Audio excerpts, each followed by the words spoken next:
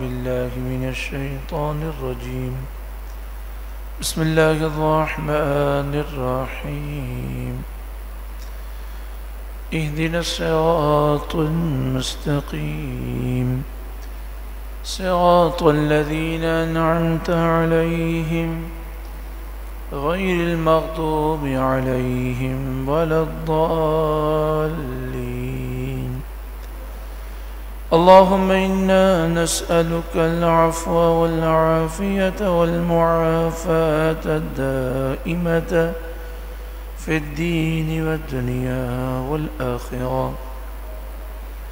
اللهم اشغل جوارحنا بطاعتك وقلوبنا بمعرفتك، واشغلنا طول حياتنا في ليلنا ونهارنا، وألحقنا بالذين تقدموا من الصالحين، وارزقنا ما رزقتهم وكلنا كما كنت لهم.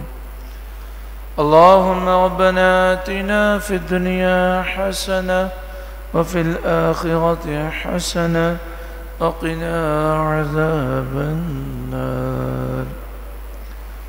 اللهم إنك تعلم سري وعلانيتي فاقبل معذرتي، وتعلم حاجتي فاعتني سؤلي، وتعلم ما في نفسي فاغفر لي ذنوبي. اللهم إني أسألك إيمانا يباشر قلبي، ويقينا صادقا حتى أعلم أنه لا يصيبني إلا ما كتبت لي، وردا من المعيشة بما قسمت لي يا أرحم الراحمين. اللهم ارزقنا شهادة في سبيلك، واجعل موتنا في بلد حبيبك صلى الله عليه وآله وسلم. اللهم مقلب القلوب ثبت قلبي على دينك. اللهم مقلب القلوب ثبت قلبي على دينك. اللهم مقلب القلوب ثبت قلبي على دينك. اے دلوں کو پھیرنے والے، ہمارے دل کو تیرے دین پر ثابت قدمی نصیب فرما. جب بھی موت آئے خاتمہ بالایمان خیر و عافیت کے ساتھ نصیب فرما. اللہم مقلب القلوب ثبت قلبی علی دینک، ثبت قلوبنا علی دینک. اللہم مصرف القلوب صرف قلوبنا على طاعتك. فسهل يا إلهي كل صعب بحرمة سيد الأبرار سهل. اللهم ربنا يسر لنا أمورنا كلها في الدين والدنيا والآخرة.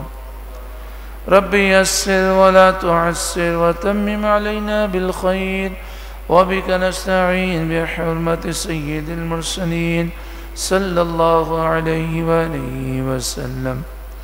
یا اللہ، حرمین شریفین بغداد معلیٰ، نجف اشرف، کربلا شریف، عراق شریف، شام شریف اور دیگر مقدس مقامات کی بار بار بادب مقبول حاضری ہمارے لیے آسان فرما. اللهم ربنا يسر لنا زيارة حرمك وحرم نبيك صلى الله عليه وسلم مرة ثم مرة. یا اللہ، ہمیں تیرے محبوب کے در کی مقبول حاضری بار بار نصیب فرما، آسانی کے ساتھ نصیب فرما. دنیا میں، خواب و بیداری میں، نزا کے عالم میں، موت کے وقت، قبر میں، میدان محشر میں، جنت الفردوس میں بار بار تیرے محبوب کا ہمیں دیدار نصیب فرما. اللہم شرفنا زیارت الرسول صلی اللہ علیہ وآلہ وسلم مرة ثم مرة. یا اللہ ہمیں ہر سال حج مقبول مبرور نصیب فرما. اللہم ارزقنا حجا مبرورا وسعیا مشکورا فی کل عام فی کل سنہ. یا اللہ ہمیں بار بار عمرہ مقبول نصیب فرما. اللہم ارزقنا عمرة مقبولة مرة ثم مرة. یا اللہ ہمیں ہر سال رمضان المبارک میں عمرہ مقبول نصیب فرما. اللہم ارزقنا عمرة مقبولة فی کل رمضان الکریم. اے واجد اے ماجد پروردگار، جو تو نے ہمیں نعمتیں عطا فرمائیں ان سے ہمیں محروم نہ فرما. زوال نعمت سے بچا یا اللہ، ناشکری سے بچا، نافرمانی سے بچا. نعمتوں میں، رحمتوں میں، برکتوں میں مزید اضافہ فرما. یا واجد یا ماجد لا تزل عنی نعمة انعمت بها علی. یا واجد یا ماجد لا تزل عنا نعمة انعمت بها علینا. یا اللہ ہمیں متقیوں کا پیشوا بنا، ہمارے بال بچوں کو ہماری آنکھوں کی ٹھنڈک بنا. اللہم ربنا هب لنا من ازواجنا وذریاتنا قرة اعین واجعلنا للمتقین اماما. یا اللہ ہماری تمام جائز حاجتوں کو پورا فرما، نیک مقاصد میں ہمیں کامیابی عطا فرما. یا ربی بالمصطفى بلغ مقاصدنا واغفر لنا ما مضى يا واسع الكرم. اللهم ربنا اغفر لنا ولإخواننا الذين سبقونا بالإيمان ولا تجعل في قلوبنا غلا للذين آمنوا ربنا إنك رؤوف رحيم. اے اللہ ہمارے سینے کو مسلمانوں کے کینے سے پاک فرما. یا اللہ حق کی پہچان عطا فرما، حق کو پہچان کر اسی کی پیروی کی توفیق عطا فرما، باطل کو پہچان کر اس سے دور رہنے کی توفیق دے. یا اللہ تمام چیزوں کی حقیقتیں ہم پر ظاہر فرما. اللہم ارنا حقائق الاشیاء، اللہم ارنا الحق حقا وارزقنا اتباعه وارنا الباطل باطلا وارزقنا اجتنابه. اللہم ارنا حقائق الاشیاء کما ہی. اے اللہ تیرے محبوب کی امت کی اصلاح فرما. یا اللہ تیرے محبوب کی امت کی ہر تکلیف دور فرما. یا اللہ تیرے محبوب کی امت پہ رحم فرما. یا اللہ تیرے محبوب کی امت کی بخشش فرما. اللہم اصلح امت محمد صلی اللہ علیہ وآلہ وسلم. اللہم فرج عن امت محمد صلی اللہ علیہ وآلہ وسلم. اللہم ارحم امت محمد صلی اللہ علیہ وآلہ وسلم. اللہم اغفر لی امت محمد صلی اللہ علیہ وآلہ وسلم. یا اللہ ہمارے والدین پر رحم فرما جس طرح انہوں نے ہمیں بچپن میں پالا. یا اللہ ہمارے والدین کی اور تمام مسلمانوں کی بخشش فرما. رب ارحمہما کما ربیانی صغیرا. ربنا اغفر لی ولوالدی وللمؤمنین یوم یقوم الحساب. اے اللہ ظالموں کو ہم پر مسلط نہ فرما. یا اللہ ہمیں ظالموں کے ظلم سے بچا. اللہم ربنا لا تسلط علینا من لا يرحمنا. اللہم ربنا لا تجعلنا فتنة للقوم الظالمین. اللہم ربنا لا تجعلنا فتنة للقوم الكافرین. اللہم اجعلنی صبورا واجعلنی شکورا واجعلنی فی عینی صغیرا وفی اعین الناس کبیرا. اللہم انی اعوذ بک من البرص والجنون والجزام ومن سیئ الاسقام. اللہم انی اعوذ بک من الجنون والجزام والبرص وسیئ الاسقام. یا اللہ ہر بری بیماری سے محفوظ فرما، ہمارے بدن میں عافیت عطا فرما. اللہم عافنی فی بدنی، اللہم عافنی فی سمعی، اللہم عافنی فی بصری. لا الہ الا انت آمين ثم آمين بجاه سيد المرسلين صلى الله عليه وآله وسلم. إن الله وملائكته يصلون على النبي يا أيها الذين آمنوا صلوا عليه وسلموا تسليما. اللهم صل على سيدنا ومولانا محمد بن عبد الله ما ضاق أمر إلا وفرجه الله. اللهم صل على سيدنا ومولانا محمد.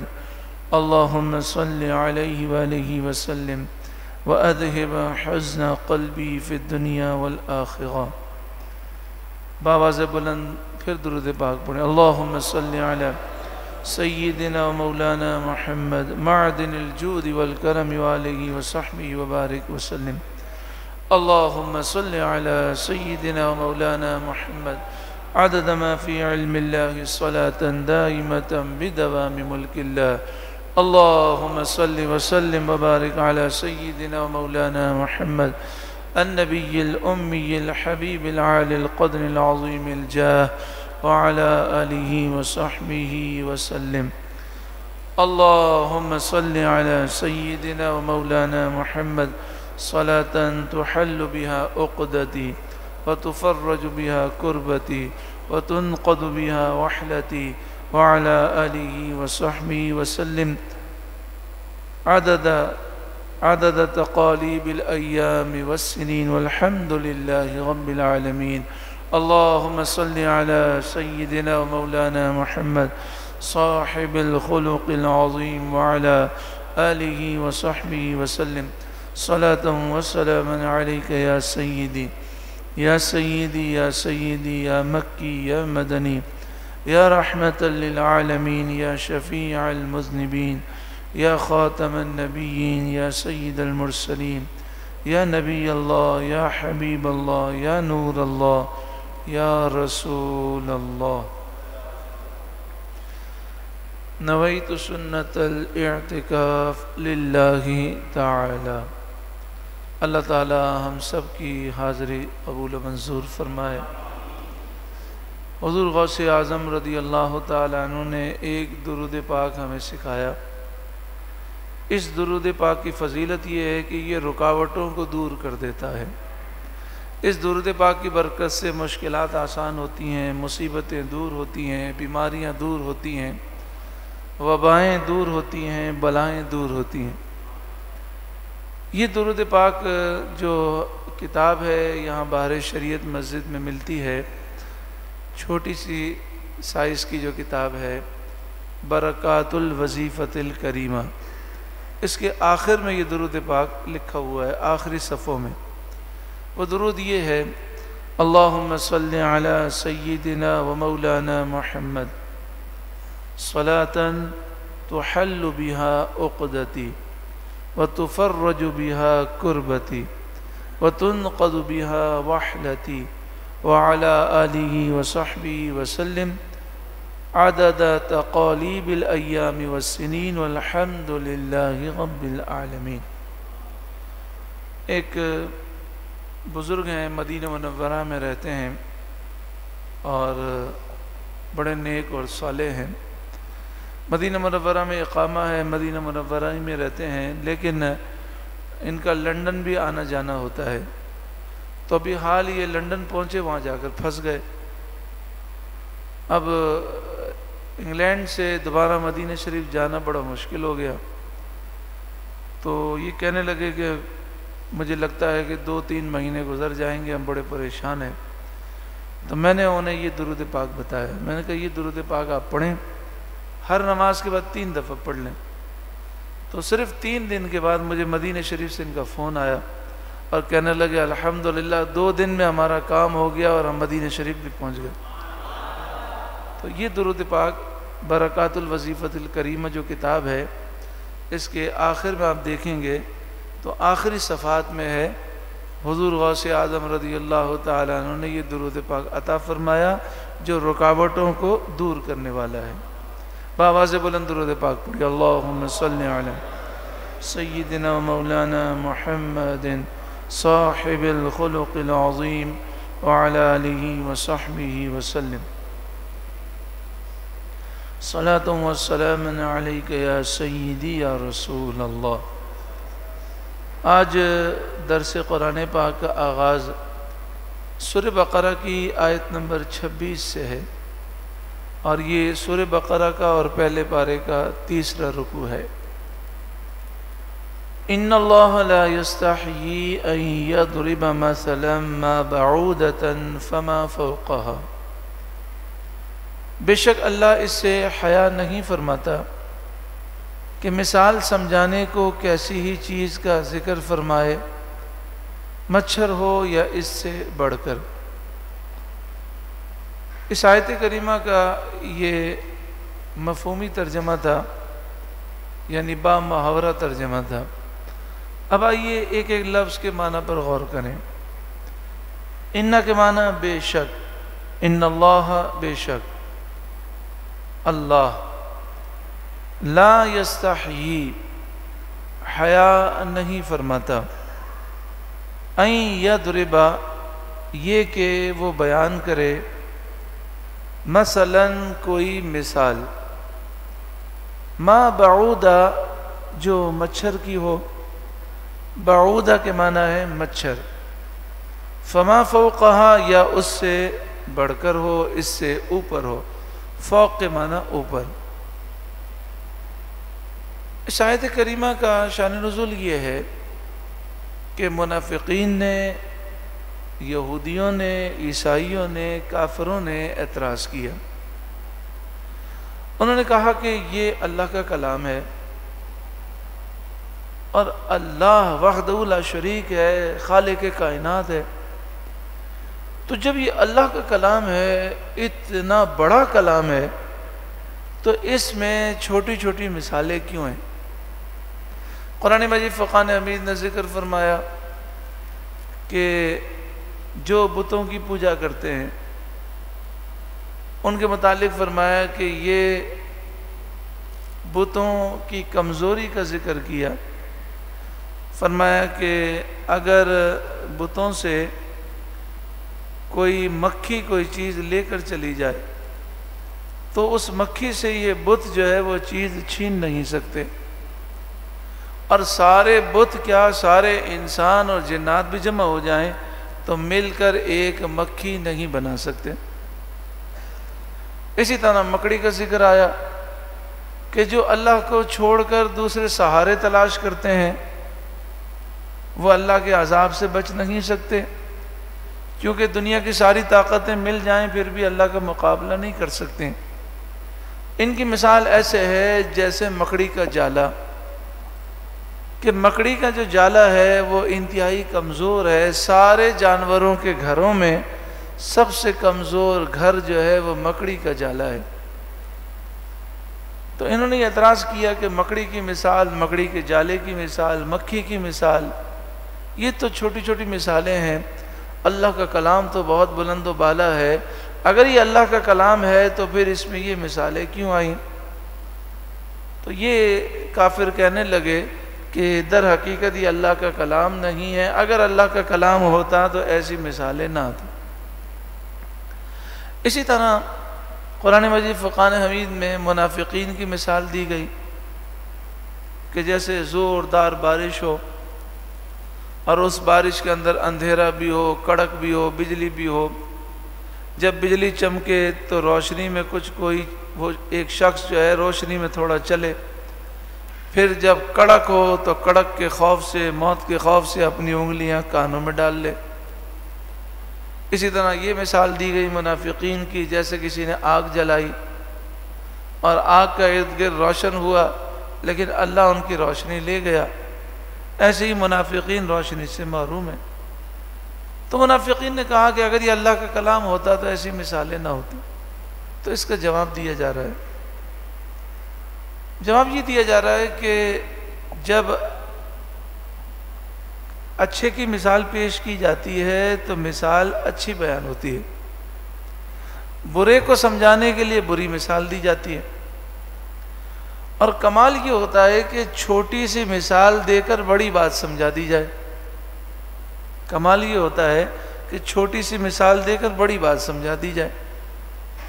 تو اللہ تعالیٰ نے یہ مثالیں بیان کی سمجھانے کے لیے، اور اللہ تعالیٰ ایسی مثالیں ضرور بیان فرمائے گا.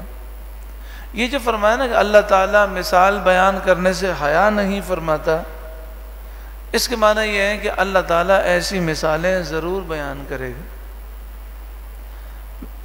مثال کے طور پر آپ کسی سے کچھ کہنا چاہتے ہیں لیکن آپ حیا فرما کر نہیں کہتے، یا آپ یہ تصور کرتے ہیں کہ لوگ میرا مذاق اڑائیں گے، تو آپ حقیقت نہیں بیان کر سکتے.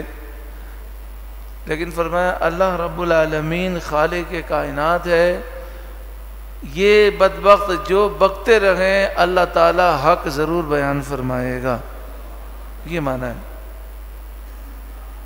اچھا، یہاں پر ما بعودہ کا ذکر ہے. اللہ تعالیٰ مثال سمجھانے کے لیے، بات سمجھانے کے لیے مثال بیان ضرور فرمائے گا، اگرچہ وہ بعودہ یعنی مچھر کی مثال ہو یا اس سے اوپر کی مثال ہو. یعنی اوپر سے یہاں مراد ہے مچھر سے بھی نیچے ادنا چیز کی بھی مثال اللہ تعالیٰ ضرور بیان فرمائے گا سمجھانے کے لیے. تو مچھر سے ادنا کیا چیز ہو سکتی ہے آپ تصور کر لیجئے کہ مطلب مچھر تو اتنا چھوٹا سا ایک کیڑا ہے. اچھا، یہاں پر ایک سوال پیدا ہوتا ہے کہ پورے قرآن پاک میں کہیں مچھر کی مثال نہیں بیان ہوئی. مثال تو مکڑی کی بیان ہوئی ہے، مثال تو مکھی کی بیان ہوئی ہے، مثال تو بارش کی بیان ہوئی ہے، کڑک کی ہوئی ہے، بجلی کی مثال بیان ہوئی ہے، آگ کی مثال ہوئی ہے. لیکن یہاں فرمایا اللہ تعالیٰ مچھر کی مثال بیان کرے یا اس سے ادنا چیز کی مثال بیان کرے، اللہ تعالیٰ ضرور بیان فرمائے گا، کیونکہ مثال سمجھانے کے لیے. تو فرمایا یہاں پر مچھر سے مراد یہ ہے کہ چھوٹی سے چھوٹی بھی مثال اللہ تعالیٰ ضرور بیان فرمائے گا. لیکن مفسرین نے یہاں پر مچھر پر بڑی گفتگو کی. انہوں نے کہا کہ مچھر جو ہے یہ اللہ تعالیٰ کی وہ مخلوق ہے کہ جس میں آپ غور کریں نا تو اس میں بھی اللہ کی قدرت کی کئی نشانیاں ہیں. دیکھیں ہاتھی جو ہے وہ کتنا بڑا جانور ہے. ہاتھی میں جتنے اعضاء ہیں مچھر میں وہ سارے اعضاء موجود ہیں. مفسرین نے لکھا کہ ہاتھی میں جتنے اعضاء ہیں مچھر میں وہ سارے اعضاء موجود ہیں. اب اتنے بڑے ہاتھی میں جو اجزاء ہیں وہ اعضاء جو ہیں اللہ نے اتنے سے مچھر میں بھی رکھے. پھر ہاتھی میں سونڈ ہے، مچھر کی بھی سونڈ ہے جس کے ذریعے وہ جو ہے ڈنک مارتا ہے. اور اب وہ ڈینگی وائرس کا مچھر ہو یا ملیریا کا مچھر ہو یا سادہ مچھر ہو، وہ جب وائرس منتقل کرتا ہے تو وہ اپنی سونڈ کے ذریعے کرتا ہے. تو سونڈ بھی ہے. ہاتھی کے پر نہیں ہیں، مچھر کے پر بھی ہیں. یعنی ہاتھی سے زائد اجزاء اس میں موجود ہیں. ہاتھی کے پر نہیں ہیں لیکن مچھر کے پر بھی ہیں. اچھا، مچھر میں آپ دیکھیں تو مچھر میں ایک طرح سے بہادری بھی بہت زیادہ ہے.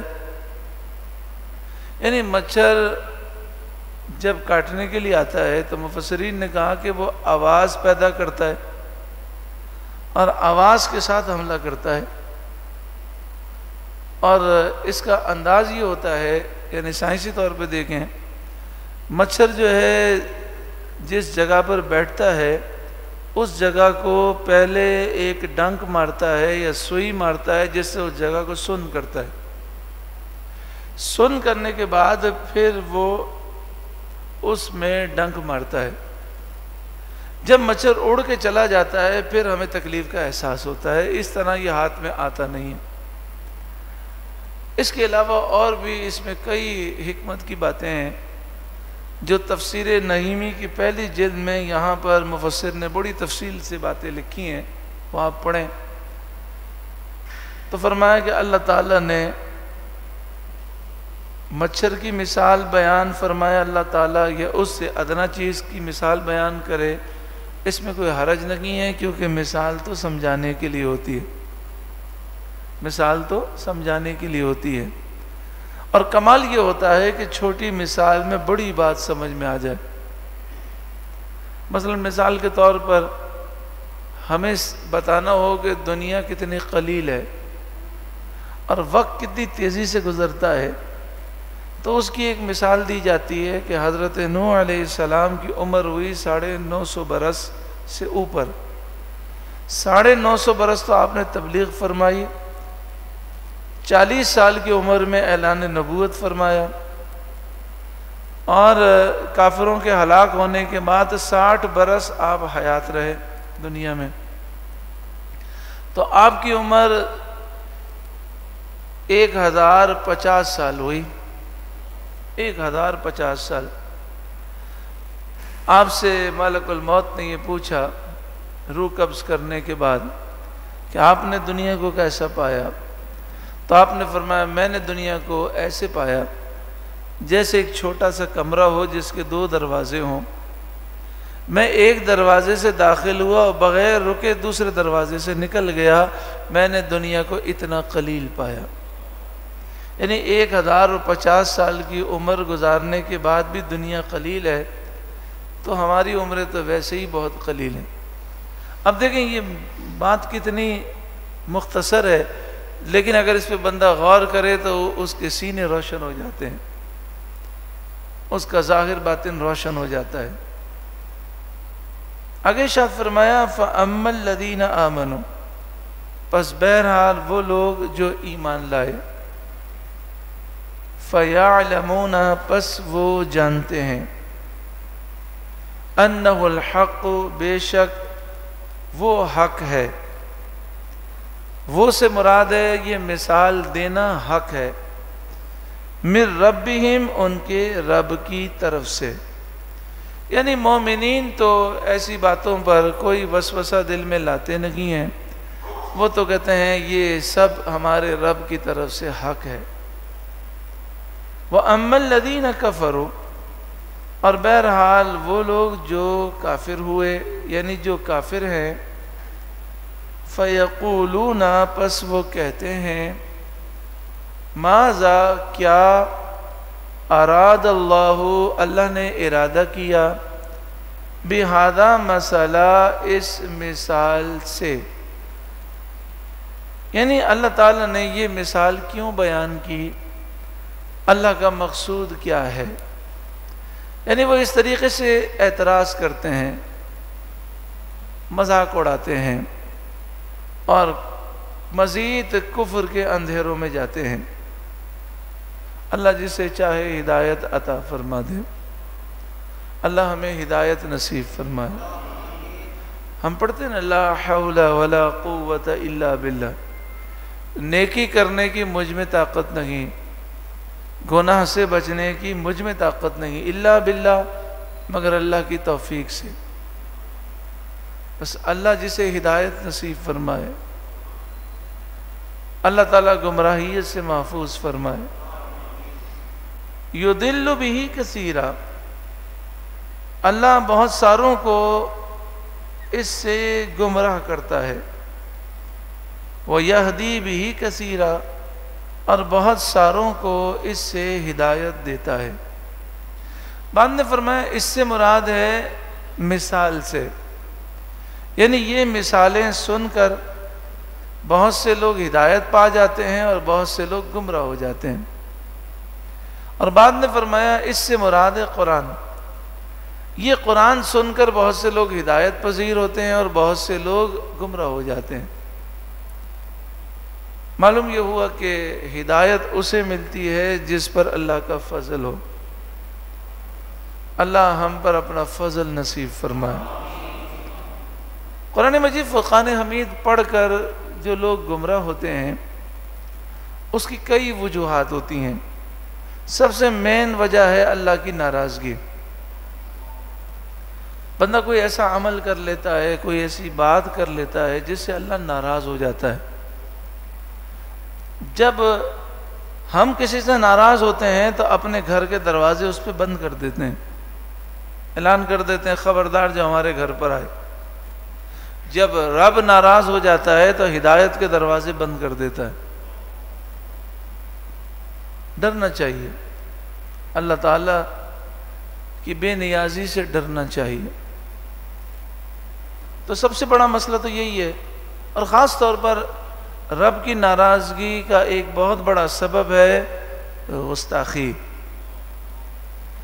جب اللہ والوں کی بندہ گستاخی کرتا ہے تو بس اوقات رب ناراض ہو جاتا ہے اور اس پر ہدایت کے دروازے بند کر دیتا ہے۔ آدمی جتنا بھی گناہگار ہو لیکن با ادب ہونا چاہیے۔ اگر گناہگار ہے لیکن با ادب ہے تو اس کی بخشش ہو جائے گی۔ مسلمان ہے، با ادب ہے لیکن گناہگار ہے تو انشاءاللہ اس کی بخشش ہوگی۔ اور کبھی کبھی ایسا ہوتا ہے ادب کی وجہ سے سارے گناہ معاف بھی ہو جاتے ہیں، جیسا کہ مشہور روایت ہے، حضرت موسیٰ علیہ السلام کے زمانے میں ایک شخص کا انتقال ہوا، اس نے 200 سال گناہ کیے، اور اتنے گناہ کیے، لوگوں کو اتنا تنگ کیا کہ لوگوں نے کہا کہ ہم اس کو دفن نہیں کریں گے۔ اس کی لاش اٹھا کر کچرے میں ڈال دی اور کہا یہ سڑ جائے، گل جائے، بدبودار ہو کر ختم ہو جائے، ہم اس کو دفن نہیں کریں گے، لوگوں کے لیے عبرت بنائیں گے کہ اتنا گناہگار شخص تھا، اتنا ہمیں تنگ کیا۔ اللہ تعالیٰ نے حضرت موسیٰ علیہ السلام کی طرف وحی فرمائی کہ میرے دوست کا انتقال ہو گیا، آپ جائیں اور اس کی تدفین کریں۔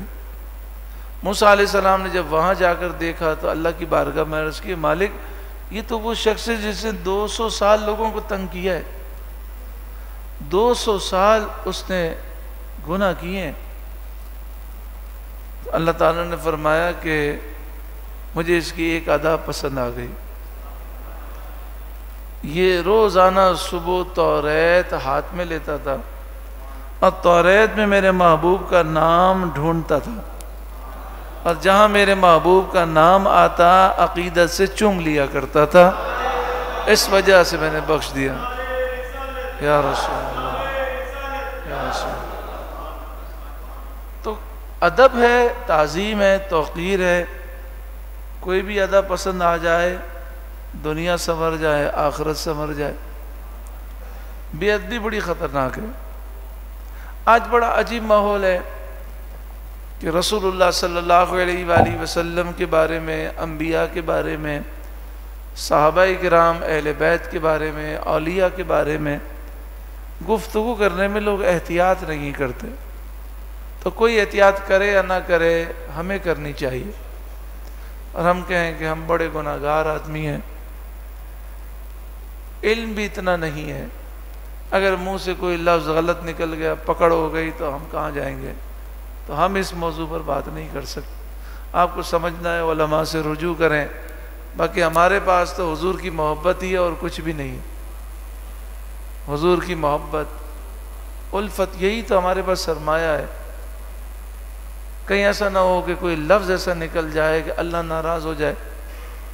پیارا آقا صلی اللہ علیہ وسلم کی حدیث ہے کہ آدمی کے منہ سے ایک لفظ نکلتا ہے، کبھی کبھی اس کی توجہ نہیں ہوتی، لیکن اللہ اس سے ہمیشہ کے لیے ناراض ہو جاتا ہے، ہمیشہ کے لیے ناراض ہو جاتا ہے۔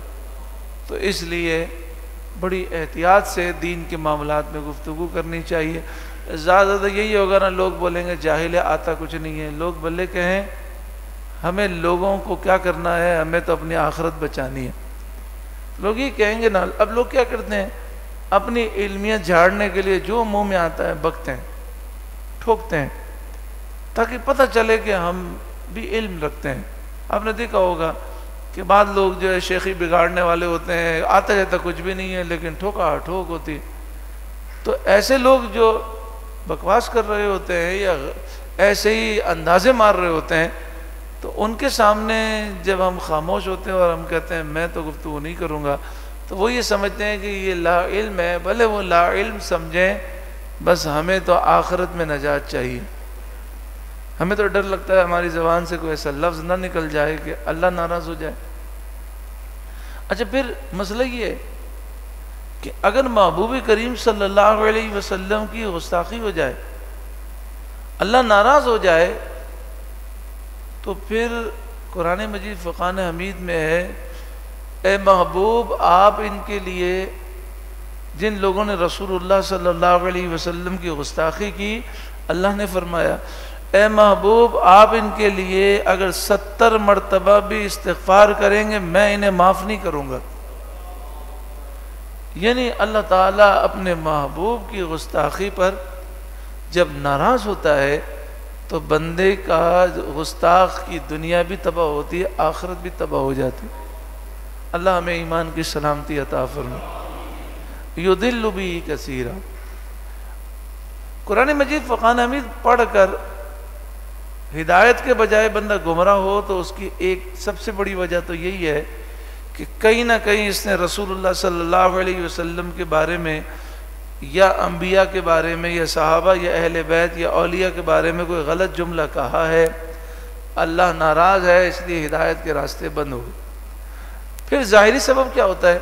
ظاہری سبب یہ ہوتا ہے کہ وہ پھر آیات کا غلط مفہوم سمجھ لیتا ہے، آیت کا مطلب کچھ اور ہوتا ہے، وہ سمجھ کچھ لیتا ہے، اس طرح پھر غلط سمجھنے کی وجہ سے گمراہیت کی طرف جاتا ہے۔ وَمَا يُضِلُّ بِهِ إِلَّا الْفَاسِقِينَ، اور اللہ تعالیٰ اس سے انہیں گمراہ کرتا ہے جو فاسق ہیں۔ فاسق کے معنی ہے بے حکم ہے، نافرمان ہے۔ بعد نے فرمایا فاسق سے مراد ہے کافر۔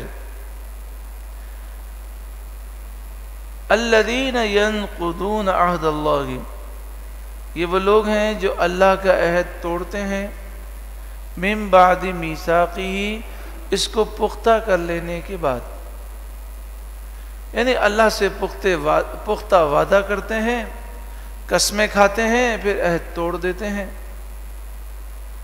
وَيَقْطَعُونَ مَا أَمَرَ اللَّهُ بِهِ أَن يُوصَلَ، وَيَقْطَعُونَ، اور وہ کاٹتے ہیں، ما جو، امر اللہ بِهِ، جس کا اللہ نے حکم دیا، أَن يُوصَلَ، یہ کہ وہ ملایا جائے، یعنی جس کے ملانے کا اللہ نے حکم دیا وہ اسے کاٹ دیتے ہیں۔ بعض مفسرین نے فرمایا اس سے مراد رشتے ہیں، جو بغیر کسی شرعی وجہ کے رشتہ کاٹ دے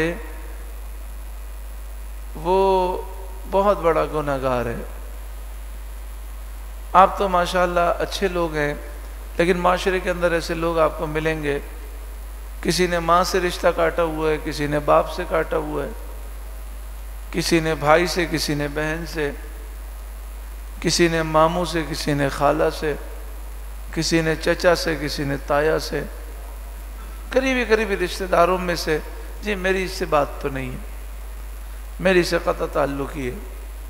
ہم نے کہا کیا وجہ ہے؟ وہ کافر ہے، مرتد ہے، گستاخ ہے، بے ادب ہے، بد عقیدہ ہے، بد مذہب ہے۔ نہیں ہے تو ماشاءاللہ سنی صحیح العقیدہ، کافر بھی نہیں، بے ادب بھی نہیں، گستاخ بھی نہیں، بد عقیدہ بھی نہیں، ہے سنی صحیح العقیدہ۔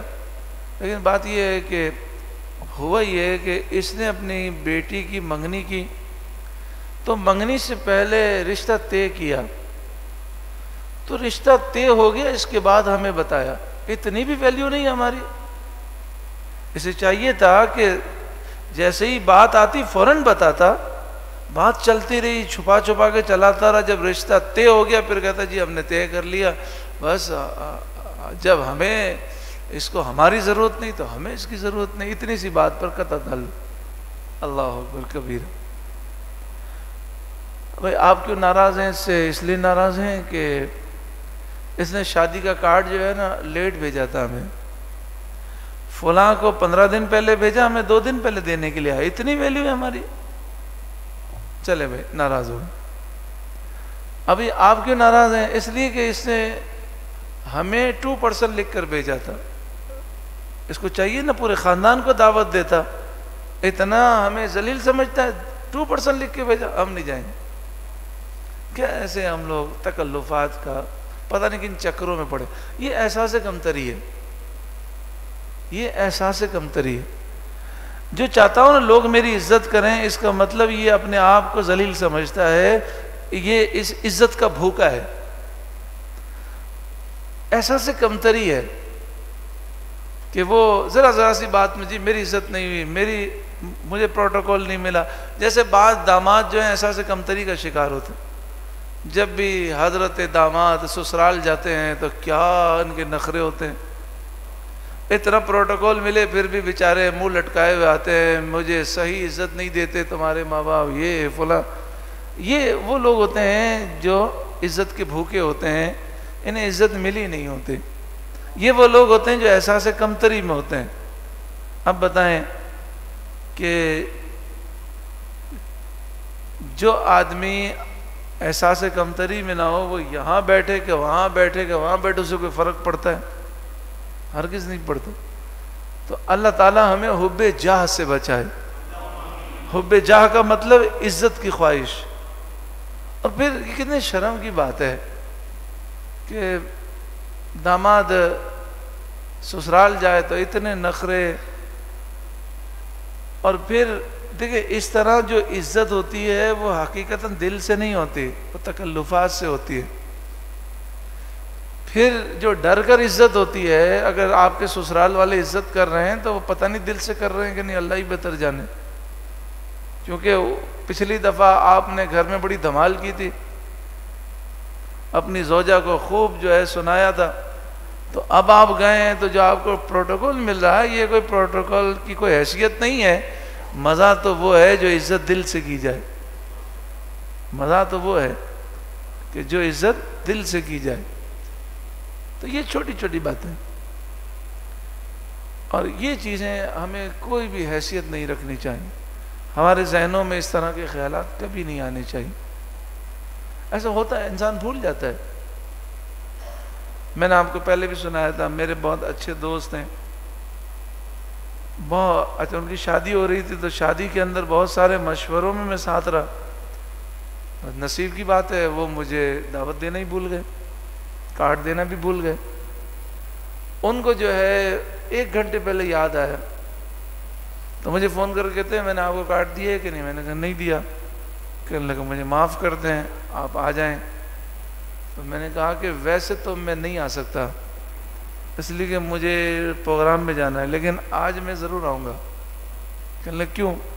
میں نے کہا میں پروگرام سے ہو کر آؤں گا، اس لیے کہ میں نہیں آؤں گا تو آپ یہ سمجھیں گے مجھے برا لگا۔ مجھے بالکل برا نہیں لگا، اور اگر آپ دعوت نہیں دیتے تو زیادہ میں خوش ہوتا، کیونکہ میرے پاس مشکل ہوتا ہے دعوتوں میں آنا۔ تو اگر دعوت نہ دیتے تب بھی مجھے برا نہیں لگتا، دعوت دی تب بھی برا نہیں لگا، ابھی 1 گھنٹے پہلے 5 منٹ پہلے بھی کہتے تو کوئی مسئلے کی بات نہیں ہے۔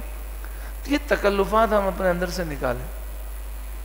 جیسے واقعہ ہے کہ حضرت عمر رضی اللہ تعالی عنہ، ان کی شہزادی حضرت حفصہ بیوہ ہو گئیں۔ جب عدت گزر گئی تو آپ حضرت عثمان غنی رضی اللہ تعالی عنہ کے پاس گئے اور فرمایا کہ میری بیٹی حفصہ بیوہ ہو چکی ہے، عدت پوری ہو چکی ہے، اگر آپ شادی کرنے کا ارادہ رکھتے ہوں تو میں رشتہ دینے کے لیے تیار ہوں۔ اب اگر ہمیں کوئی کہہ دے تو ہم تو نہ کہنے میں بھی پریشان ہو جائیں، اتنے تکلفات ہیں۔ تو حضرت عثمان غنی رضی اللہ تعالیٰ عنہ تو کوئی تکلفات تو نہیں تھے نا صحابہ میں، انہوں نے کہا میرا کوئی ارادہ نہیں۔ حضرت عمر ناراض بھی نہیں ہوئے۔ پھر حضرت صدیق اکبر رضی اللہ تعالیٰ عنہ کی بارگاہ میں گئے، ان سے کہا تو انہوں نے نہ ہاں کہا نہ کہا، خاموشی اختیار کی جیسے سوچ رہے ہیں۔ حضرت عمر نے انتظار کیا، 1 دن 2 دن 3 دن جواب آئے گا، کافی دن گزر گئے، کوئی جواب نہیں آیا۔ پھر رسول اللہ صلی اللہ علیہ وآلہ وسلم نے نکاح کا پیغام بھیجا اور حضرت حفصہ ام المومنین بن گئی، حضرت حفصہ ام المومنین رضی اللہ تعالی عنہ۔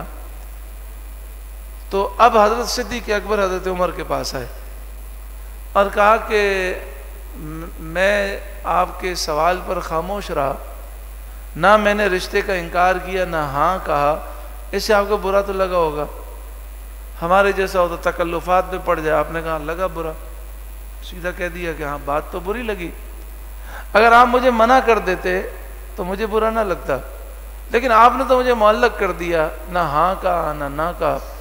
تو انہوں نے کہا بات یہ ہے کہ رسول اللہ صلی اللہ علیہ وسلم نے مجھ سے مشورہ کیا تھا اور یہ کہا تھا کہ حفصہ سے اگر میں نکاح کر لوں تو کیسا ہے. تو میں نے حضور کی بارگاہ میں عرض کیا کہ حفصہ بہت ذہین خاتون ہے, اگر آپ ان سے نکاح کریں گے تو دین اسلام کو بہت فائدہ ہوگا. تو حضور نے میری بات سن کر خاموشی اختیار فرمائی. اب میں انتظار کر رہا تھا کہ رسول اللہ صلی اللہ علیہ وآلہ وسلم آپ کو نکاح کا پیغام بھیجیں. میں نے بتایا اس لیے نہیں کہ اگر میں بتا دیتا اور پھر آپ کو پتہ چلتا کہ حضور نے نکاح کا پیغام نہیں بھیجا تو آپ کو تکلیف ہوتی کہ اتنے عظیم رشتے سے میں محروم ہو گیا. اور میرا ارادہ یہ تھا کہ اگر رسول اللہ صلی اللہ علیہ وسلم نکاح نہیں کریں گے تو میں کر لوں گا, کیونکہ وہاں بیوہ عورتوں کو اور طلاق شدہ عورتوں کو سہارا دینا اور یہ جو نظام تھا صحابہ کرام کے زمانے اقدس میں بڑا ہی پیارا تھا. تو اب بتائیے, نہ کوئی تکلفات ہیں نہ کوئی ناراضگی کی بات ہے. اب ہمارے یہاں تو یہ ہوتا ہے کہ کوئی رشتہ ڈالے اور سامنے سے وہ واقعی کہہ دے کہ بھائی ہم نے استخارہ کیا, استخارے میں منع آیا, یا چلو کسی بھی وجہ سے منع کر دے, ہمیشہ کے لیے ناراضگی. اور یہ رشتہ داروں میں بہت ہوتا ہے کہ رشتہ داروں میں رشتہ ڈالا اور رشتہ دار نے منع کر دیا تو ہمارے بیٹے کے رشتے کو رد کر دیا, چلو بھائی قطع تعلق ہے. توبہ استغفر اللہ. تو جو رشتہ کاٹے گا وہ جنت سے محروم ہو جائے گا. ہاں دینی مسائلوں جیسے کافر ہے, بد عقیدہ ہے, بد مذہب ہے, گستاخ ہے, تو ان سے آدمی کو دور رہنا چاہیے. لیکن عام طور پر ہمارے یہاں رشتہ کاٹنے کی یہ کوئی وجہ نہیں ہوتی. اور کمال ہے, عجیب لوگ ہیں. آپ نے کہا جناب یہ آپ اس ہندو سے کیوں دوستی رکھی ہوئی آپ نے؟ ارے مولانا صاحب میں تو اس کو اسلام کی دعوت دینا چاہتا ہوں, تو میں ابھی محبت دے رہا ہوں تاکہ یہ اسلام کے قریب آ جائے. اچھا آپ ہندو سے دوستی بھی رکھ رہے ہیں, اس کو محبت بھی دے رہے ہیں اسلام کے قریب کرنے کے لیے, اور اپنی ماں سے قطع تعلق کی کیوں کی ہوئی ہے؟ یعنی ماں کو محبت کی ضرورت ہے, ماں سے محبت کرنی چاہیے, تو ماں سے قطع تعلق کی ہے. آپ کے تایا سے آپ کی قطع تعلق کی ہے. لیکن جہاں شریعت نے کہا کہ اپنے ایمان کی حفاظت کریں, کافروں سے بدعقیدہ لوگوں سے دور رہیں, تو وہاں پر آپ کو بڑی محبتیں یاد آتی ہیں. عجیب و غریب سوچ ہے. اچھا پھر ان سوچوں کے اندر حالت ایسی ہے خاندانوں میں, مثلا وہی بات میں ریپیٹ کرتا ہوں, اپنے بیٹے کا رشتہ دیا تو انہوں نے منع کر دیا. اب ہمارے گھر والے کبھی اس سے بات نہیں کریں گے. اب اگر کوئی ان سے قطع تعلق ہی نہیں کرتا تو اس کا بھی بائیک آؤٹ کرتے ہیں کہ اس کو اتنا احساس نہیں ہے, اس نے ہمارے ساتھ ایسا کیا. اچھا کبھی ایسا ہوتا ہے منگنی ہوتی ہے ٹوٹ جاتی ہے, اس پر قطع تعلق کی. توبہ استغفر اللہ. یہ سارے نصیب کی باتیں ہوتی ہیں. ہمیں تو حکم یہ ہے کہ ایک بزرگ تھے, ان سے کسی نے کہا کہ سنا ہے آپ کی زوجہ سے آپ کی بنتی نہیں ہے, بڑے جھگڑے ہوتے ہیں, تو ان کا مسئلہ کیا ہے؟ انہوں نے کہا وہ میری زوجہ ہے, اپنی بیوی کی بات غیر کو بتانا یہ بے شرمی کی بات ہے, برائے مہربانی آپ مجھ سے اس کے متعلق سوال نہ کریں. پھر یہ ہوا کہ کچھ عرصے کے بعد انہوں نے طلاق دے دی. اب تو معاملہ ختم ہو گیا. تو وہ آیا, اب تو وہ غیر عورت ہو گئی, اب تو بتائیں کیوں طلاق دی؟ آپ نے فرمایا غیر عورت کی بات کرنا یہ تو بڑی بے شرمی کی بات ہے, اب میرا اس سے کوئی تعلق ہی نہیں ہے تو میں کیا بات کروں. تو بات ہوتی ہے نصیب کی. ہمیں حکم یہ ہے کہ اگر ایسے معاملات ہو جائیں تو اس کو آسان انداز سے ختم کیا جائے, اور یہ کہا جائے کہ ہمارا جو اسلامی رشتہ ہے, ایک مسلمان کے لیے دوسرے مسلمان کا احترام, اور یہ محبتیں ہماری برقرار رہیں گی. باقی جو ہوا یہ جو نصیب کی بات ہے. تو یہ ہمیشہ کے لیے لڑائیاں پالنے کی ضرورت کیا ہے؟ تو یہاں پر ارشاد فرمایا وَيَقْطَعُونَ مَا أَمَرَ اللَّهُ بِهِ أَن يُوصَلَ وَيَقْطَعُونَ مَا أَمَرَ اللَّهُ بِهِ أَن يُوصَلَ، جسے اللہ نے ملانے کا حکم دیا اس رشتے کو وہ کاٹتے ہیں۔ وَيُفْسِدُونَ فِي الْأَرْضِ، ارض کہتے ہیں زمین کو، وَيُفْسِدُونَ وہ فساد کرتے ہیں، فی الارض زمین میں، اولئک هم الخاسرون یہی لوگ نقصان اٹھانے والے ہیں۔ اچھا پھر ہمارے معاشرے میں سمجھ نہیں ہے ہم لوگوں کو۔ اب دیکھیں آپ بتائیے کہ جو بھی عورت جہیز لے کر آتی ہے اس کی مالک کون ہوتی ہے؟ عورت ہوتی ہے۔ اس کے جہیز سے ساس کو فائدہ کیا ہے بتائیے؟ زیادہ زیادہ اس کے جہیز کو شوہر استعمال کر سکتا ہے، باقی جو سونا لے کر آئے گی وہ بھی بیوی کا، اس عورت کا ہے، جہیز بھی اس کا ہے۔ لیکن پتہ نہیں ہمارے جو خواتین کو کیا ہو جاتا ہے، وہ شادی سے پہلے ہمیں یہ بھی چاہیے، یہ بھی چاہیے، یہ بھی چاہیے، بلا وجہ کی بدنامی کیوں لیتی ہیں؟ بلا وجہ کی وہ لالچی کیوں بنتی ہیں؟ پوچھیں گے یہ بتائیے آپ جہیز کے اندر کیا کیا دیں گے اپنی بیٹی کو؟ اچھا یہ بھی دیں گے، یہ بھی دیں گے، نہیں یہ بھی دیں، یہ بھی دیں، یہ بھی دیں۔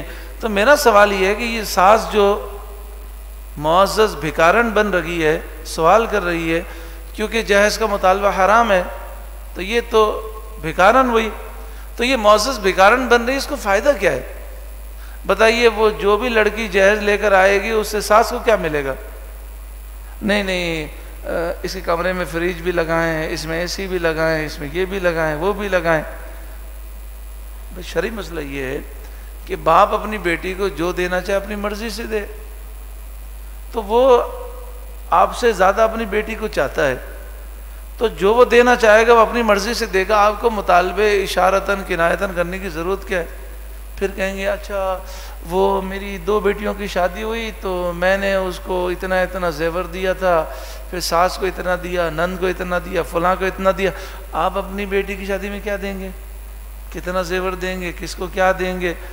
تو سامنے والے کی نگاہوں سے ایسے لوگ گر جاتے ہیں کہ بڑے لالچی لوگ ہیں، اشارتاً کنایتاً سراتاً بھیک مانگ رہے ہیں۔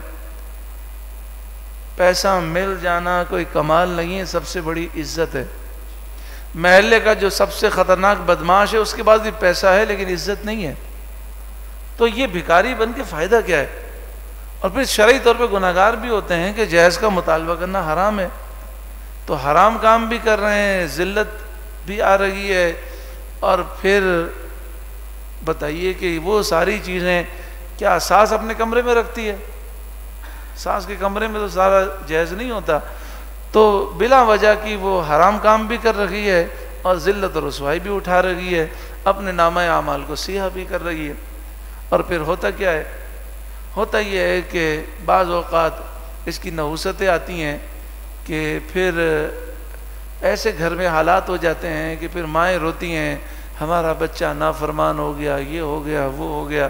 دیکھیں جب ہم اللہ کی فرما برداری نہیں کریں گے تو ہماری اولاد ہماری فرما برداری کیسے کرے گی؟ اس جملے کو سوچیں ہم۔ جب ہم اللہ اور اس کے رسول کے نافرمان ہوں گے تو پھر کیسے امید رکھیں گے کہ ہماری اولاد ہمارا کہنا مانے؟ اولئک هم الخاسرون یہی لوگ نقصان اٹھانے والے ہیں۔ اچھا پھر ایک مسئلہ ہمارے یہاں پر اور بھی ہے۔ دیکھیں آپ کسی سے بھی کوئی کام کہیں، مثلا مجھے پانی کی ضرورت ہے، میں آپ سے کہوں 1 گلاس پانی پلا دیں، تو اب بتائیے اگر میں آپ کو عزت دوں گا تو آپ پانی شوق سے پلائیں گے، اور میں آپ کو نوکر سمجھ کے کہوں گا تو آپ کو بھی غصہ آئے گا۔ تو ہمارے بعض گھروں میں بچیوں سے کام اس طرح لیا جاتا ہے جیسے گھر کی نوکرانی ہو، ایسا ماحول ہوتا ہے کہ ان پر یہ تاثر ہوتا ہے کہ ہم تو گھر کی نوکرانی ہیں۔ تو جس طرح اپنی بیٹی کا خیال رکھا جاتا ہے، بہو کا بھی خیال رکھنا چاہیے، اور جس طرح لڑکی اپنے ماں کا خیال رکھتی ہے، ساس کا بھی خیال کرے، تو انشاءاللہ ہمارے گھرانے کیا ہو جائیں گے؟ جنتی گھرانے بن جائیں گے۔ اچھا پھر ایک اور مسئلہ ہمارے معاشرے میں بلیک میل کرنا. یہ بیچارے ہمارے جو مرد حضرات ہیں بلیک میل کرنے جاتے ہیں، حالانکہ جانتے نہیں ہیں یہ بلیک میلنگ نہیں ہے بلکہ اپنے پاؤں پہ کلاڑی مارنا ہے.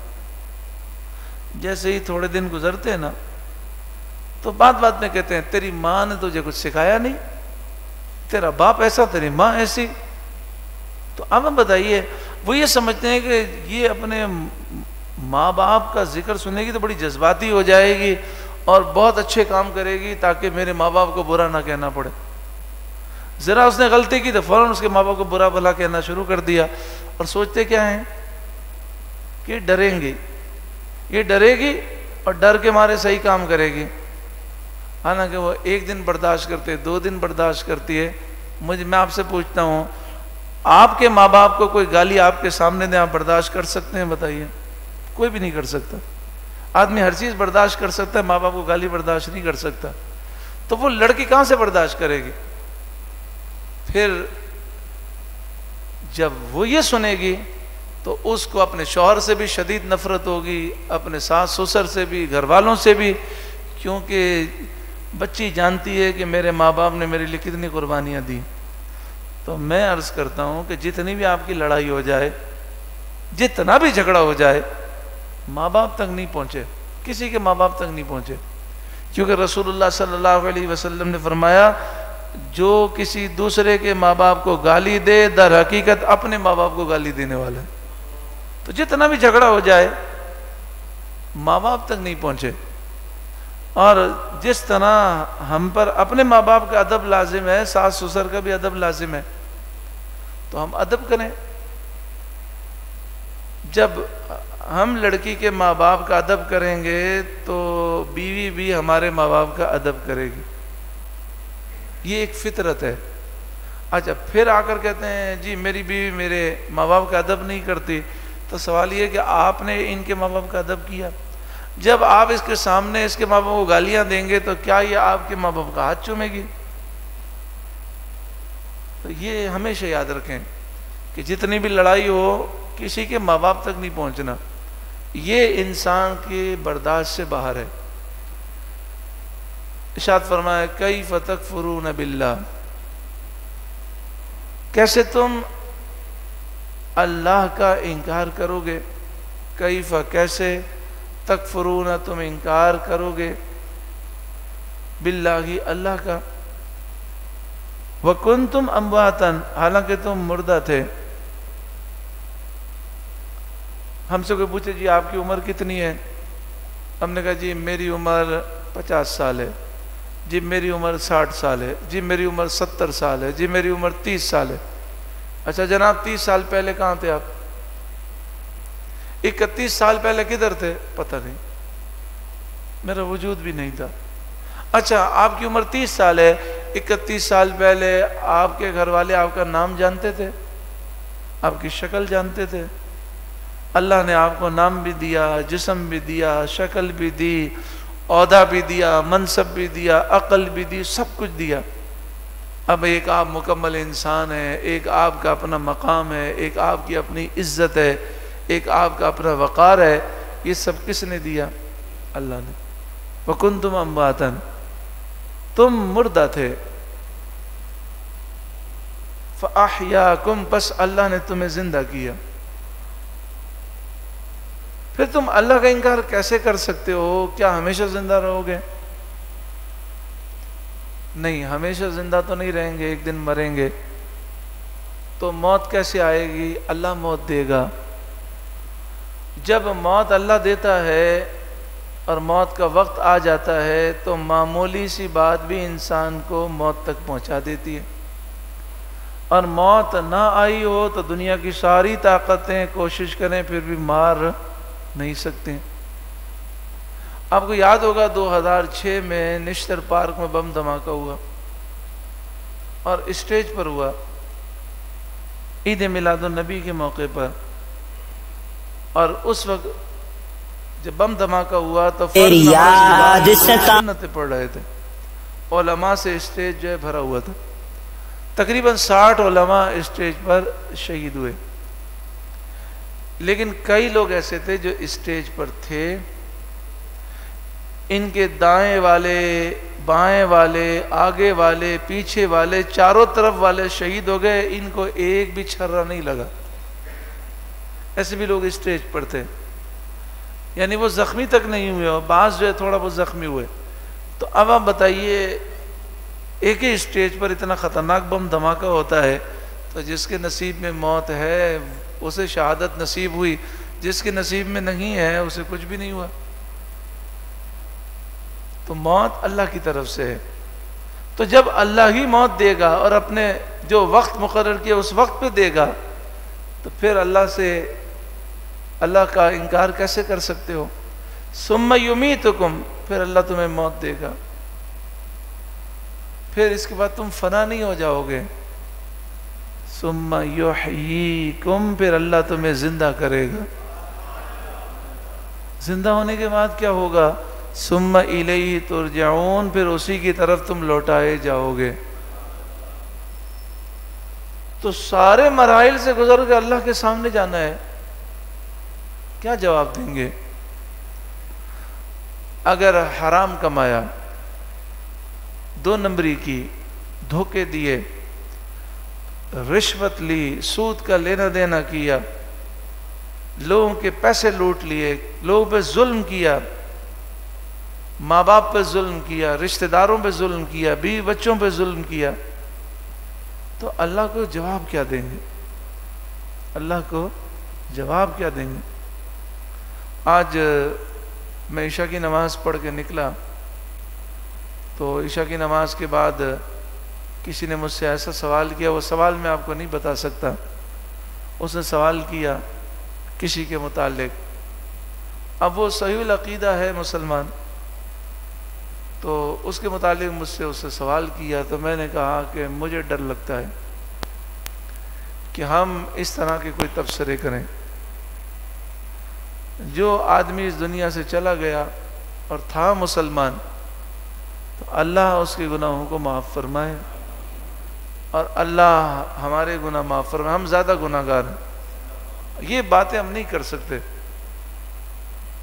کیونکہ ہمیں نہیں معلوم کہ موت سے پہلے اس پر کیا کیفیتیں تھیں۔ بعض اوقات ایسے ہوتے ہیں بظاہر بڑے گناہ گار لگتے ہیں، لیکن کوئی عمل اللہ کی بارگاہ میں قبول ہو جاتا ہے، بخشش ہو جاتی ہے، اور بعض اوقات ایسے ہوتے ہیں نیک لگتے ہیں لیکن کوئی عمل اللہ کی ناراضگی کا سبب ہو جاتا ہے۔ تو بندے کو اپنی فکر کرنی چاہیے، ڈرنا چاہیے۔ ثم الیہ ترجعون، پھر اسی کی طرف تم لوٹائے جاؤ گے۔ ہمیں اللہ کے حضور حاضر ہونا ہے، جواب دینا ہے۔ کیسے جواب دیں گے؟ ربیع الاول شریف کا مہینہ جاری و ساری ہے، یہاں پر ثم الیہ ترجعون کے تحت ایک بات سمجھ میں آتی ہے کہ اگر ہمارے آقا ہم سے خوش ہو جائیں نا، تو پھر قیامت کے میدان میں پھر کوئی مسئلہ نہیں ہے۔ بس ہمارے آقا ہم سے خوش ہو جائیں اور ہم حضور کو راضی کرنے میں کامیاب ہو جائیں، تو اللہ بھی راضی ہو جائے گا۔ حضور صلی اللہ علیہ وسلم کو راضی کرنے کے لیے ہم کیا کریں؟ ربیع الاول شریف کا مہینہ جاری و ساری ہے، ہم یہ تصور کریں کہ ہم مسلمانوں کا عقیدہ ہے، اور یہ بالکل درست عقیدہ ہے، کہ اللہ تعالیٰ نے اپنے محبوب کریم صلی اللہ علیہ وآلہ وسلم کو ایک آن کے لیے موت عطا فرمائی، پھر وہ زندگی عطا فرمائی جو دنیاوی زندگی سے بھی افضل و اعلیٰ ہے۔ حضور قبر انور میں جلوہ افروز ہیں، پوری کائنات کو ایسے دیکھتے ہیں جیسے ہتھیلی پر رائی کا دانہ۔ حضور ہمارے اعمال دیکھ رہے ہیں۔ حدیث پاک میں ہے، میرے وصال کے بعد جب میں تمہاری نیکیاں دیکھوں گا تو اللہ کا شکر ادا کروں گا، اور جب میں تمہارے گناہ دیکھوں گا تو اللہ سے استغفار کروں گا۔ ہمارے گناہ دیکھ کر حضور رنجیدہ ہوتے ہیں اور نیکیاں دیکھ کر خوش ہوتے ہیں۔ اگر ہم سارے گناہ چھوڑ دیں تو بتائیے حضور کتنے خوش ہوں گے۔ جب ہماری نیکیوں میں اضافہ ہوگا تو ہمارے آقا کتنے خوش ہوں گے۔ حضرت رابعہ بصریہ رضی اللہ تعالی عنہ سے کسی نے پوچھا، آپ عورت ہو کر اور حضرت رابعہ بصریہ کنیز تھیں، اب عورت ہو کر 1000 رکعت نوافل پڑھتی ہیں دن میں۔ انہوں نے کہا میں اپنے محبوب کو خوش کرنے کے لیے پڑھتی ہوں تاکہ کل بروز قیامت میرے محبوب فرما سکیں دیکھو میرے ایک امتی عورت کے اعمال دیکھیں، روزانہ 1000 رکعت نوافل ہیں، انبیاء کو وہ کہہ سکیں۔ تو کاش ربیع الاول کے مہینے میں ہم یہ نیت کریں کہ اب ہمیں رسول اللہ کو خوش کرنا ہے، اور سارے گناہ ہم چھوڑتے ہیں۔ آج اتنے گناہ کیے دنیا کی لذتوں کے لیے، رشتہ داروں کے لیے، کیا ملا ہمیں؟ کیا دیا ان لوگوں نے؟ کسی نے کچھ نہیں دیا۔ جو ہمیں ملا اللہ نے دیا، اور اللہ نے دیا اپنے محبوب کے نظر کرم، محبوب کی دعا کے صدقے میں، کہ محبوب ہمارے لیے دعا کرتے ہیں یا اللہ انہیں عذاب سے بچا، یا اللہ ان پہ رحم فرما۔ تو حضور کی دعا کے صدقے میں سب کچھ ملا۔ تو آج ہم ایک نئی زندگی گزاریں، ہم کہ اب وہ زندگی گزرے گی کہ اب دوست کے لیے زندگی نہیں ہے، رشتہ داروں کے لیے میری زندگی نہیں ہے کہ میں ان کی خاطر گناہ کروں، اب تو میں محبوب کریم کے لیے زندگی گزاروں گا۔ بس سارے گناہ چھوڑتا ہوں، خوب نیکیاں کروں گا، اور میں سوچوں گا میں ابھی قرآن پاک پڑھ رہا ہوں، میرے محبوب مجھے دیکھ رہے ہوں گے، حضور خوش ہوں گے۔ میں سجدے کر رہا ہوں، میرے محبوب دیکھ رہے ہوں گے، حضور خوش ہوں گے، اور حضور اللہ کا شکر ادا کریں گے، جیسا کہ حدیث پاک میں۔ نمازوں کی پابندی کریں، کوشش کریں نماز با جماعت تکبیر اولیٰ کے ساتھ ادا کریں، سنی صحیح العقیدہ امام کے پیچھے، اور سنی صحیح العقیدہ امام کے ساتھ ساتھ اگر کوئی زیادہ نیک امام ہو تو اس کے پیچھے نماز پڑھنے کی زیادہ برکتیں۔ بھئی 4-5 مسجدیں ہیں ماشاءاللہ، سارے امام سنی صحیح العقیدہ ہیں، لیکن ان میں ایک زیادہ متقی پرہیزگار ہے، تو ان کے پیچھے نماز پڑھیں گے تو امام کے پیچھے جب نماز پڑھتے ہیں تو اس کی روحانیت کا اثر ہوتا ہے، پھر دیکھیں کیسا کرم ہوتا ہے، نمازوں کا اہتمام ہو، جیسے ہی اذان کا وقت ہو فوراً وضو کر کے بس نماز کی تیاری ہو، سارے مسئلے حل ہو جائیں گے انشاءاللہ۔ اور درود پاک کی کثرت کریں۔ وہ ایک عاشق رسول ہیں جنہیں کئی مرتبہ نبی کریم صلی اللہ علیہ وسلم کا دیدار ہوا، تو میں نے ان سے پوچھا، میں نے آپ کو بتایا تھا، تو انہوں نے کہا میں صرف ایک درود پاک پڑھتا ہوں دن رات، صلی اللہ علی النبی الامی وآلہ صلی اللہ علیہ وسلم صلاۃ و سلاما علیک یا رسول اللہ۔